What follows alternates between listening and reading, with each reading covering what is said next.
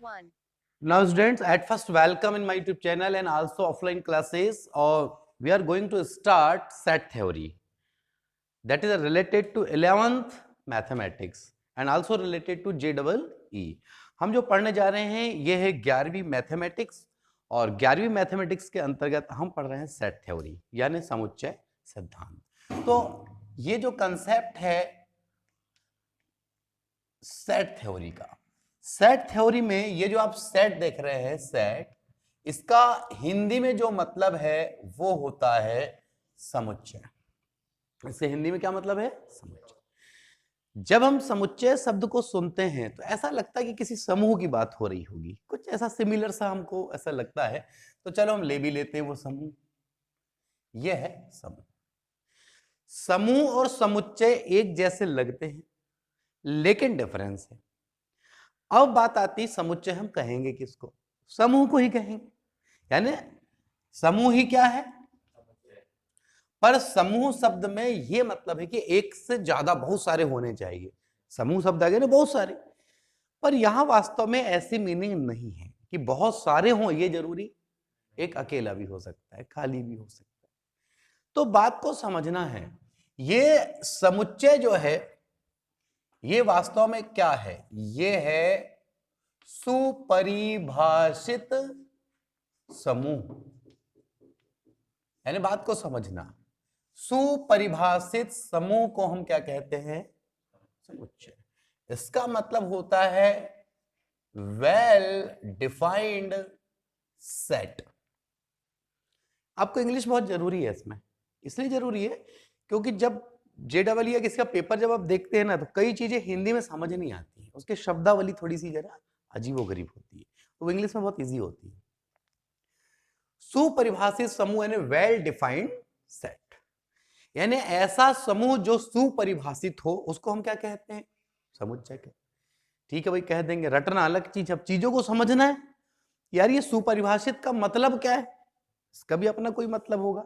तो इसके लिए अपन क्या करते हैं, पहले एग्जाम्पल लेके चलते। एग्जाम्पल से बात ज्यादा अच्छी क्लियर होती है। जैसे कि आपके पास है, मान लें एक कैपिटल ए है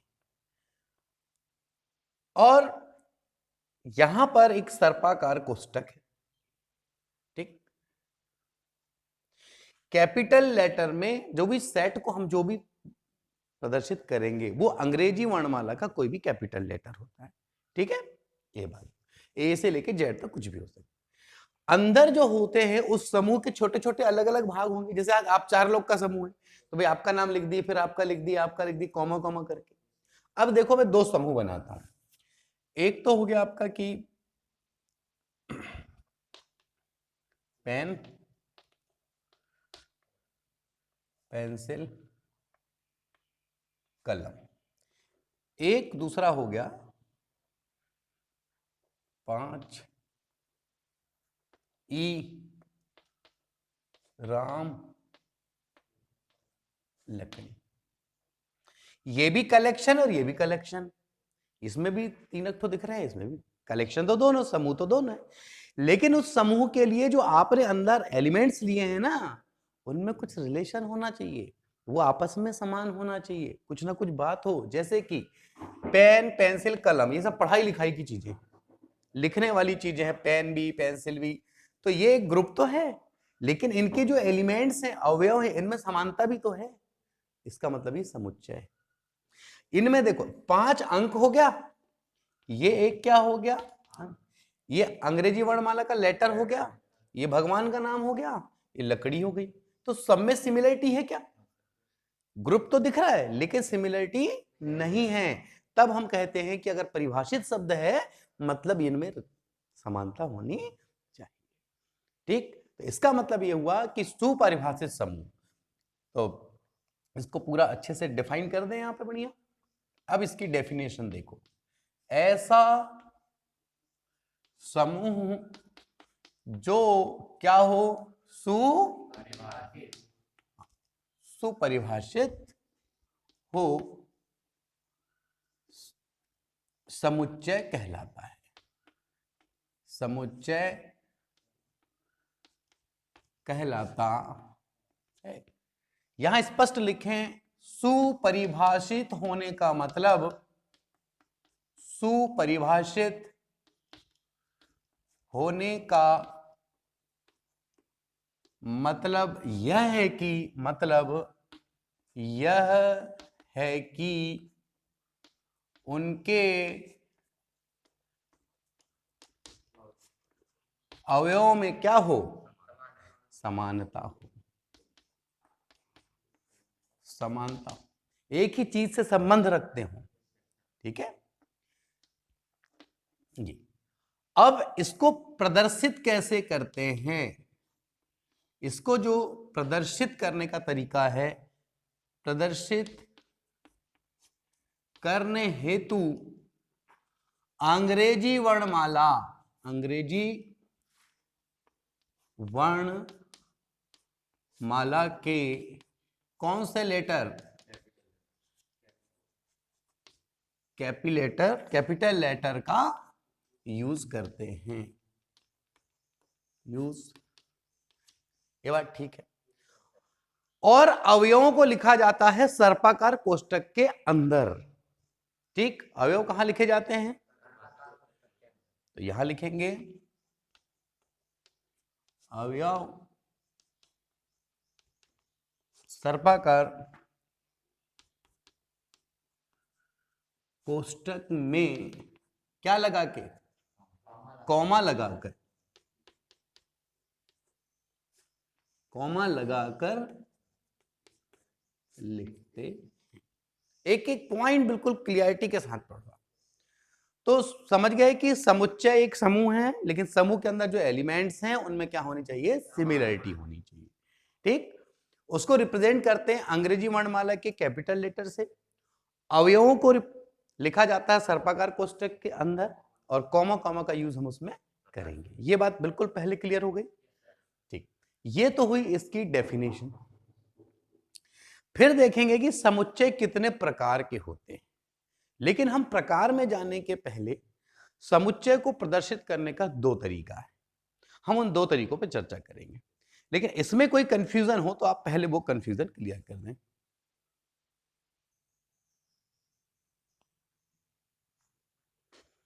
अब है समुच्चय प्रदर्शित करने के जो तरीके हैं, इसमें समुच्चय को दो प्रकार से प्रदर्शित किया जाता है। बात एक ही कहेंगे, लेकिन एक ही बात को कहने के दो तरीके हैं। जैसे एक छोटा सा एग्जांपल, तो देखो सबसे पहले देता हूं आपको मैं टेबुलर फॉर्म, टेबुलर, ठीक, इस टेबुलर फॉर्म को हम हिंदी में कहेंगे सारणीबद्ध रूप।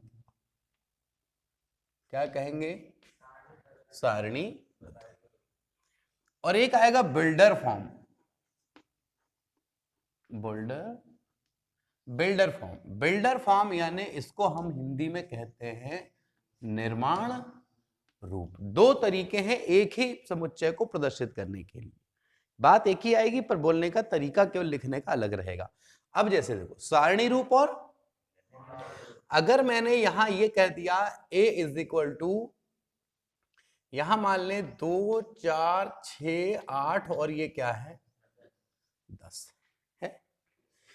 अब 2 4 6, अगर मैं आपसे हिंदी में ऐसे कहूं कि भाई 10 तक, 2 से 10 तक सम संख्या का समुच्चय, ऐसा बोलूं मैं तो वही तो है, बात तो एक ही हुई ना। लेकिन ये टूटा टूटा रूप है, अलग अलग खुला खुला रूप है, इसको हम क्या कहते हैं, सारणी रूप यानी कि टेबुलर फॉर्म। अब निर्माण रूप कैसे बनाते हैं वो देखो, इसको कन्वर्ट करते हैं हम। कन्वर्ट करने के लिए एक तरीका सीख लें, ऐसे लिखो x सच दैट x, पढ़ने का तरीका क्या है, x सच दैट x, यानी x इस प्रकार है कि, x, हाँ x इस प्रकार है, हिंदी में बोलना तो x इस प्रकार है कि x। अब x के बारे में बताओ क्या है, वो क्या है, अच्छा क्या है, कहां से कहां तक, 2 से 10 तक क्या है, सम संख्या। बात हो गई। इसमें और भी तरीके हो सकते थे इसी को लिखने के, हम x इस प्रकार है कि x 2 और 10 के कहां पे है ये? बीच में। बात है कि 2 से लेके कहां तक? 10 तक है। लेकिन यहां एक गलती है, यहां x यहां क्या है? सम है। x क्या है? और कॉमा लगा के ये। अगर आप सम है नहीं लिखोगे तो 2 के बाद क्या आता? 3 भी आता, फिर तो 2 से बड़ा 3 भी आएगा तो फिर वो भी शामिल हो जाएगा। अब यहां है और एग्जांपल्स लेते हैं। पहले ये एग्जांपल, दूसरा a इज इक्वल टू 2, 4, 8, 16 और 32। अब इसमें क्या लिखेंगे सोचें अपन। तब capital A is equal to जो हमें लिखना है वो क्या लिखना है, इसको समझना पड़ेगा। ये सारणीबद्ध रूप है, इसी को बनाना निर्माण रूप में, तो कैसे आ रहा है, क्या लिखेंगे आप? तो फिर वही कहानी, x सच दैट। अब बताओ, सम है और साथ ही साथ देखो 2 में 2 का गुणा किए 4, उसमें 2 का गुणा किए, उसमें 2 का गुणा किए, उसमें 2 का गुणा किए। इसका मतलब, या फिर ये भी तो है, 2 पे 1 की पावर आई तो वे 2, 2 पे 2 की पावर में, 2 पे 3 की पावर में। इसका मतलब है कि क्या मैं ऐसा लिख सकता हूं 2 पे कितने की पावर, लेकिन n की वैल्यू कहां तक? 32 यानी कितनी बार में आएगा? 5 बार। इसका मतलब ये जहां, यहां लिखना पड़ेगा, जहां n बराबर 1, 2, 3, 4, 5। बात समझ आ रही? ठीक है, ये ऐसा लिखा जा सकता है बिल्कुल। इसी तरीके से अगर मैंने लिख दिया AEIOU, अब मैं इसको लिखना चाहूं, कैसे लिखूंगा? है क्या ये अंग्रेजी वर्णमाला के स्वर हैं, तो आप लिखेंगे x इस प्रकार है कि x अंग्रेजी वर्णमाला के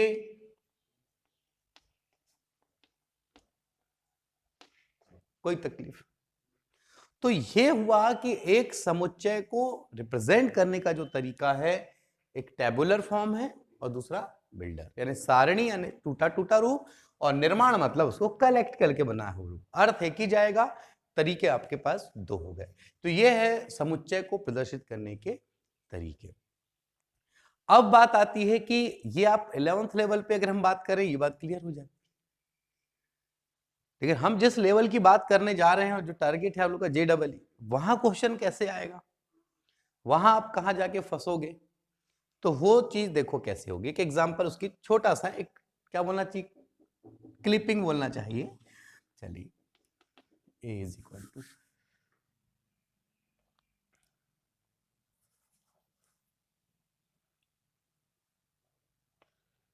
4,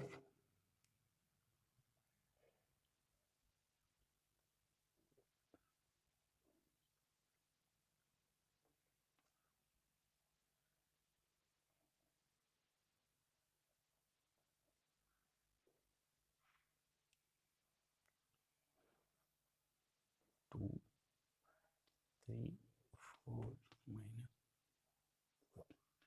अब यहां पे 2, 4, 6 बनाओ इसको, 2, 4, 6 और ये -1। अब पूछ रहा है कि ये कैसे करना, और आपको जब कॉम्पिटिशन एग्जामिनेशन में देगा तो आपको 4 ऑप्शन देगा।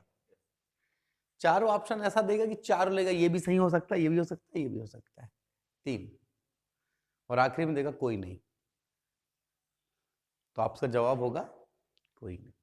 क्यों? क्योंकि इसमें सिमिलरिटी नहीं दिख रही है, बहुत माइनर सा पॉइंट है। तुम 2, 4, 6 को देख के हड़बड़ी ना कर दो, कहीं कुछ और दिया उसको देख के तुम नाटक ना करो।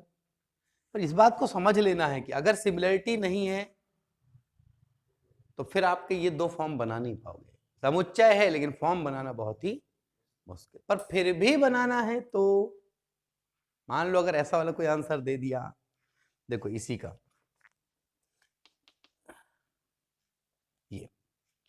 x इस प्रकार है, x इस प्रकार है कि x is equal to 2n, जहां n बराबर 1 2 3। सुनना पहले तो देखो, ये 2 का पहाड़ा है कि नहीं, यहां से यहां तक 2 एकम 2 2 3 4 2 3 6, तो जिसका पहाड़ा है 2 का पहाड़ा मतलब 2n, पर कहां तक n की वैल्यू कहां तक 1 2, लेकिन बचा कौन, ठीक। तो फिर क्या करोगे, फिर ऐसे करोगे, अब देखो y के अंदर ये -1 and y subset of x। लोग सर ये क्या बला आ गई सबसेट वाली, सब समझ जाए। ये x 2n ये है, y बराबर ये है, लेकिन y किसके अंदर है, अभी ऐसा समझ लो, ये सबसेट का जो चिन्ह है मतलब ये उसके अंदर है। इसका मतलब ये कि तुम्हारे चारों का मैं नाम लिख दूं, एक समुच्चय बना दिया मैंने, तुम बड़े समुच्चय हो। अब मैं क्या करूं, एक और समुच्चय बना रहा, इसका और इसका नाम लिख लिया मैंने, और इसका एक समुच्चय, तो वो समुच्चय किसके अंदर से निकला, इसी के अंदर से, इसमें शामिल है ना। तो वैसे ही y बराबर ऋण लिया मैंने, लेकिन उसको किसमें शामिल बता दिया मैंने, x में, ठीक। लेकिन ये क्रिटिकल क्वेश्चन का कहानी तब है जब आप जेडब्ल्यू की तैयारी करोगे, तो है ना, ये ध्यान रखना एक डिफरेंस, टॉपिक तो वही होते हैं, लेकिन किस लेवल पे आप तैयारी करते हो और कैसी आपकी सोच होती है, आपका इस साइड ध्यान ही नहीं जाएगा जवाब पे, अगर आपने स्टडी करके नहीं गया है तो, ठीक। तो ये ध्यान रखना है। तो आप इसको पहले ये देखें, इसके बाद हम देखेंगे इसके प्रकार पे चर्चा करेंगे, ठीक है।